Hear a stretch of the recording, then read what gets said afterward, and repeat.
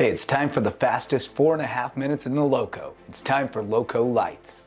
Starting off with the WHHI Game of the Week at Hilton Head High, where the Seahawks came in at 2-0 and taking on winless Beaufort High School. The defending state champs 0-2 coming to the nest, and it was 10-3 Seahawks after a defensively minded first half when Javarion Hamilton gave us our first offensive highlight of the night. He cuts it all the way back across the field, and he is going to go the distance all the way to the apartments. Seahawks on top 17-3, and it looked like the upset may be in store. Seahawks looking for their first win in the series since 2015.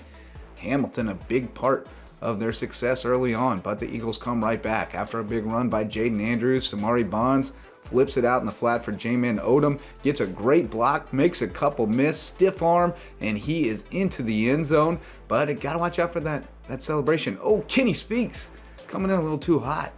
Kenny loves the pancakes, but we don't pancake our teammates, Kenny. Easy, bud. That gets the Eagles within 17-10. And then you've got Jackson Bybee on 4th and 2 looking for a big play. And it's Camacho who comes up with it instead. Camacho going the other way. He's going to take the Eagles down to the 35. They're down 17-13 at this point. Bybee had a chance to deliver the dagger, but instead it's Jadyn Andrews bouncing it to the outside, makes a man miss, gets a block from Amari Patterson, and he wins the race to the pylon. Eagles on top 20-17, and the defense would hold on. Beaufort gets their first win of the season. Over in Ridgeland, we had a battle of unbeatens with Whale Branch taking on Ridgeland, and the Jaguars trying to hang in early when Bradford Thompson pounds it in for the Whale Branch Warriors. And it's Maurice Brown looking deep for the Jags, and he's got a man. Looks like that's Winston Smith who is bolting to the end zone. Jags trying to stay with the Warriors, who are up to 6th in Class 1A in this week's rankings, and there's Bradford Thompson again. Big-time D-line recruit, playing a little linebacker, a little running back this year for the Warriors, trying to make this senior season count. Warriors brought the band on the road. Two of the best bands in the Loco going at it here with Ridgeland and Whale Branch. And that Whale Branch defense got after a tough Ridgeland offense.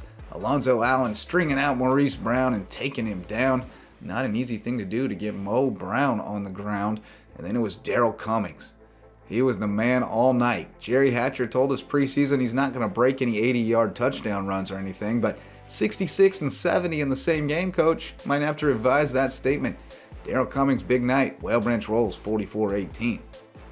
May River Sharks on the road at Waccamaw, and they got off to a hot start. Tanner Macy, a huge game on the ground. He had 3 rushing touchdowns in the first half, also a touchdown pass, which we'll see in a bit. Jordan Williams with the big game on the ground there, pushed out at the 20. Macy rolling around and finding Gage Duncan for a big gain. Duncan would also be on the receiving end of a touchdown pass right here as Macy and the Sharks roll 45-6. First win for head coach Richard Bonneville. The Hampton County Hurricanes trying to stay undefeated when they hosted Emerald on Friday, and it was the Zion Dobson show. Dobson went for 290 yards and 3 touchdowns, and the Hurricanes were able to hang on. Wild finish in this one, but the Canes survive and move to 3-0.